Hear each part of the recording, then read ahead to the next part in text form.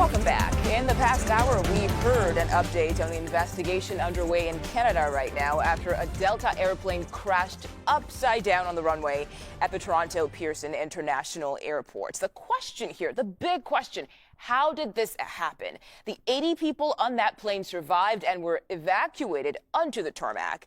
Joining us right now, though, is reporter Megan Fitzpatrick with the Canadian Broadcasting Corporation. Megan, thank you for joining us today. What did we learn from the press conference? We got a few more details at the news conference today. I'll start with what we learned about the people who were on the plane in terms of the injuries that they sustained. The latest numbers we have now are that 21 people went to hospital. That's up from earlier today when we thought 18 people had been sent to hospital. So we learned 21 taken to local hospitals. 19 of them, though, have been released. 2 people remain in hospital. We don't have details about the nature of their injuries, but officials are saying that they are not life-threatening injuries. That's about the extent of what we know about the people that were injured. Yesterday, we had been told that a child was among those who had been brought to hospital, airlifted to a pediatric hospital in downtown Toronto. Officials telling us today they're not sure if if the 2 people that are still in hospital, one of them is the child. In terms of the nature of the injuries, though, they were saying paramedics who arrived on the scene and were treating people at the scene.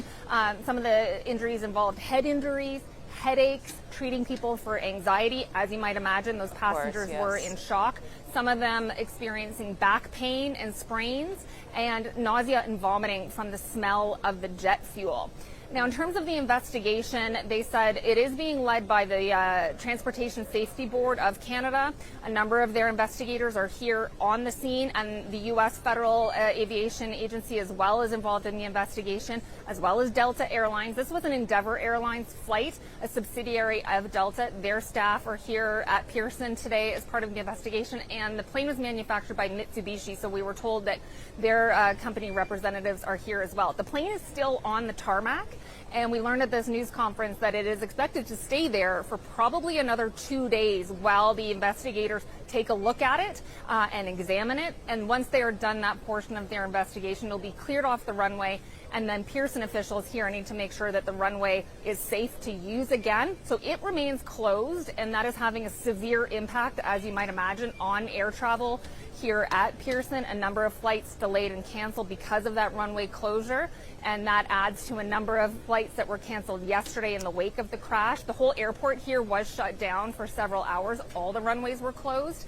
Now, some of them did reopen a few hours later, but as I mentioned, that longest runway here at Pearson is closed, and that adds to a number of flights that had already been canceled and delayed over the weekend because of weather conditions here in Toronto. We got a huge snowstorm, and so there was already a ripple effect of that. So operations are not going smoothly here at Pearson today, but they did say that the conditions were clear on Monday, so they were in recovery mode from the weekend when this crash happened around 2:15 in the afternoon.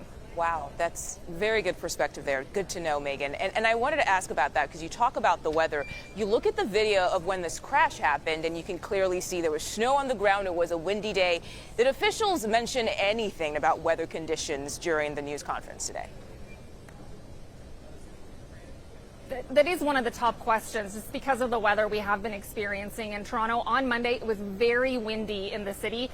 And like I mentioned, we had gotten a lot of snow over the weekend, so there was snow blowing everywhere. It was a pretty tough day on Monday. Last night, when officials spoke to reporters, a fire chief for the airport, he said that the runway was clear and there were no crosswind conditions, which kind of raised some eyebrows because of how windy it had been throughout the day. Now, today, when officials were asked to clarify and say anything about the possible cause of the crash, they wouldn't provide any details. They said they don't want to speculate, so they wouldn't say anything else about the condition of the runway or the weather, what role it may have played, because they say it is an active investigation. So we didn't learn much more in terms of any kind of working theory in terms of why this plane crashed the way it did. Okay, Megan Fitzpatrick from the Toronto Pearson International Airport. Thank you so much for your time today. Appreciate it.